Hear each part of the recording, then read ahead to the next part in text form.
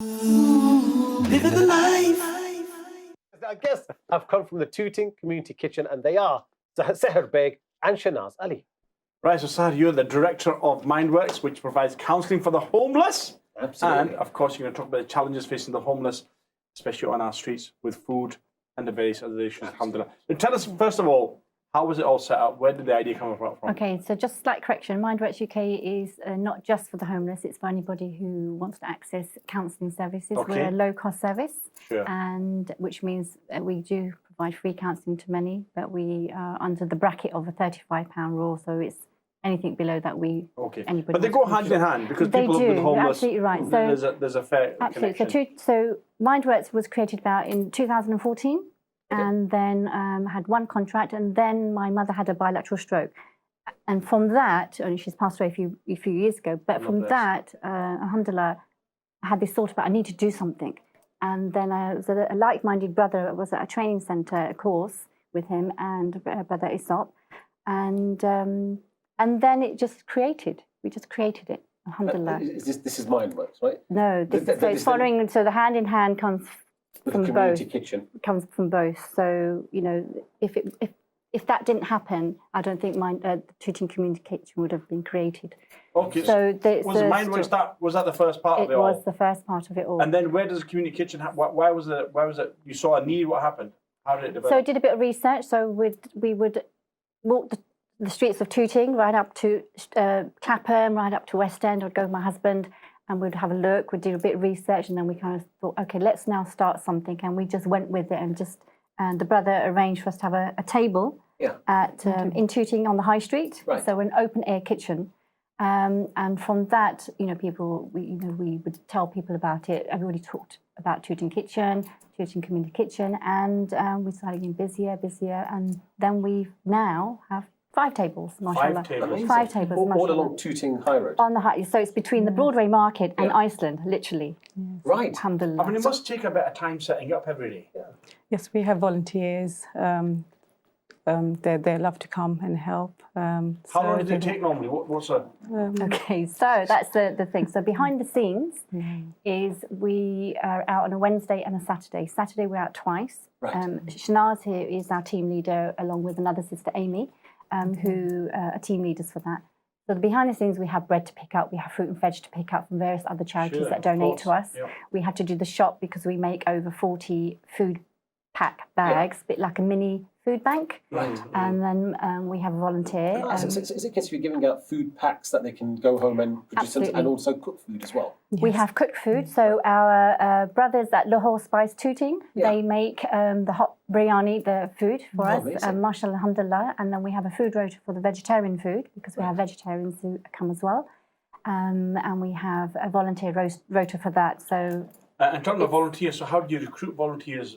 What about their development? What training do they get? Because, well, they come on the table asking. People are so willing to help. Everyone was, you know, they're so generous, and they want to come, so they can get in touch with Sahar. And so what happens? How do you vet to make sure somebody's capable of bringing in? Okay, so I do the training and I do all the vetting. So I do all the vetting, the training, just to check, you know, what have they done before? Why do they want to do this? So I have a training pack that I go through with them, talk to them. Obviously now with COVID, I haven't been recruiting as yet. It was lovely to hear your story about how it all started up. But Shanaz, just want to come to how did you get involved? Was it because you were walking down, saw this? No, that was one of my dreams as well. I wanted to feed the homeless or do something within the community, something I was eager to do for a long time. And then it was back in my mind, then I met these sisters in another event, charity event. We sat on the same table, and I was thinking of Margate, where my cousin lives, you know, and she said, "Oh, I'm thinking of doing one in Tooting." I said, "Oh my God, that's so near, you know." So I said, "Oh, I'll come and join you, please, if you, you know." And she said, "Yes, of course, we need volunteers." And that was it. That's how it started. And what about the people that are benefiting? What kind of stories? What kind of background are they from? Oh, it's very varied. So we have, and we don't ask if somebody wants to come and take a hot meal. We're not going to ask them. this is just for homeless. Yeah. It's for homeless, needy, and anybody in need of a hot meal. I mean, you could pop down on I'm Wednesday. thinking we should go there for Not a problem. Yeah, more than but look at welcome. the state- I mean, obviously, you don't ask them, but you must get to know We do. what the stories are We like. do. So because they come every week, we can kind of, we befriend them. They talk to us. They feel trust that they can talk to us. And they will let us know, if there's anything else that's going on for them in their personal life, then we can probe a little bit more because they're allowing us to talk.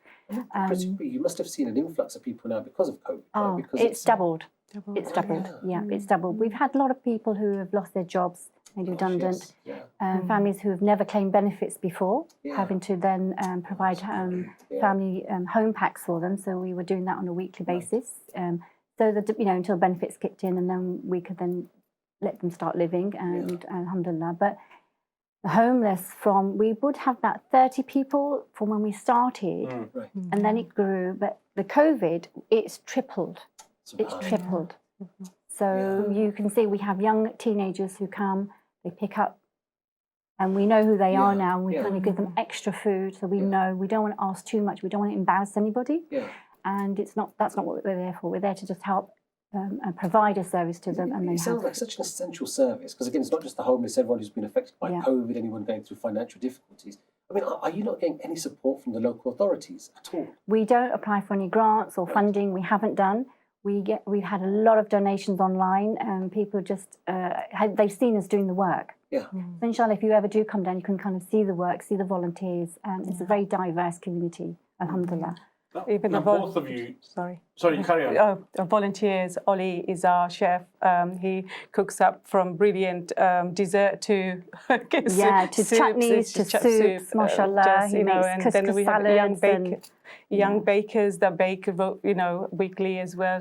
So the youngsters know that they can do something for their community as well. So they bake cupcakes and brownies and things like that. Yeah. So we do It's that on very the table. community-led. Yeah. Very community-led. Is it like a preferred dish? Because I imagine if you had a lot of Asian cooks, Yes, right? there is actually. There's a lot of rice and curry, isn't there? Yeah. Preferred bit of the food is actually chicken biryani. Really? Yeah. Wow. I didn't When, expect that. Shanaz, talk about the homeless in Clapham, because Yes. we wait. take vegetarian, and what do they do? They do no, they want the biryani, and it's quite spicy as well. Yeah. And they say we'd like a bit of spice once a week, And they'll wait when the queue just for the biryani. Yes. So just take the chicken piece out. No, they love it. They love Oh, really? Yeah, Wow. the horse Yes. spice Tooting, they make.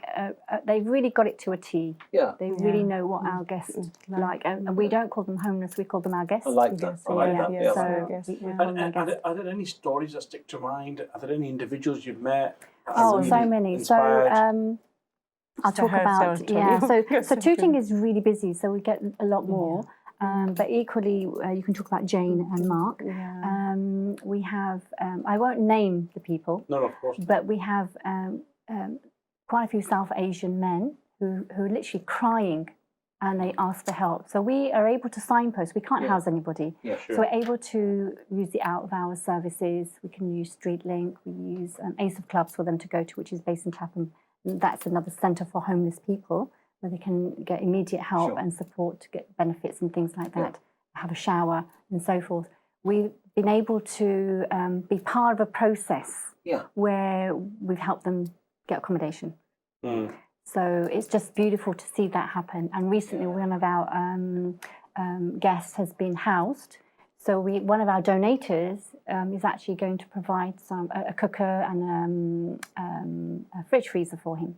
Wow. So I use all what I can. So we have a lot of other charities that we work with. So again, we work with Saika Ali from Swan. Right. And she has Swan 500. So we're able to access, if I need something immediately, then I can just make a referral and they can help, and they do. Tell us about, was it Jean and Mark, was it? Yes, What was their story?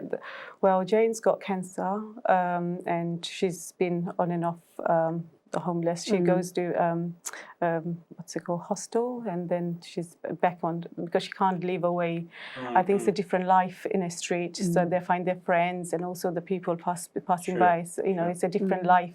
So she's back on street again. And Mark had epilepsy, so he's on and off again like that. So they've been coming since we've been We've been doing it, and they wait every week, you know, for us, Yeah. you know, Yeah. willing, and they're really. So what do they do outside? 'Cause obviously, I mean, I know it's great, and I know you can't do it every day, right? Yeah, You know, 2 yeah. days, and you've got your roles and your work as well. Yeah. This is voluntary, of course, on everyone's part.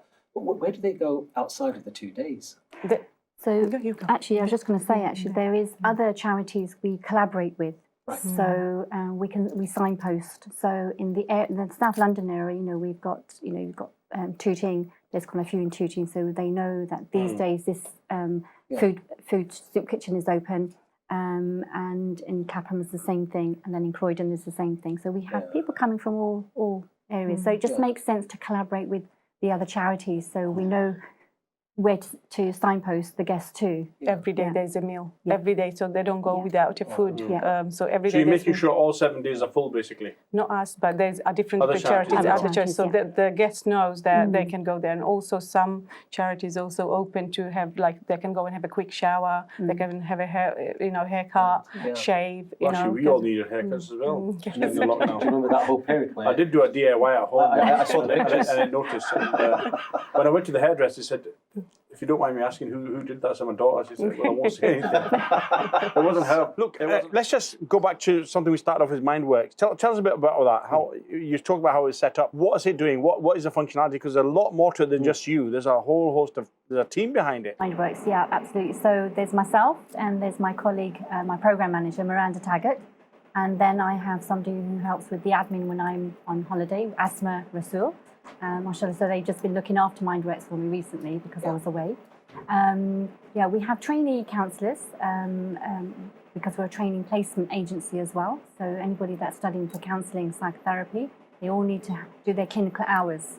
Sure. So we're able to provide that for them. So they have about 100 hours that they need to collate over a course of a year. Right. Alhamdulillah, and we have quite a few different counsellors from all different orientations of life and gender and colour and languages. We have over 10 languages that we offer. I mean, on that note, we're talking about everything from mental health to various other issues. So for mental health, we are also a community hub.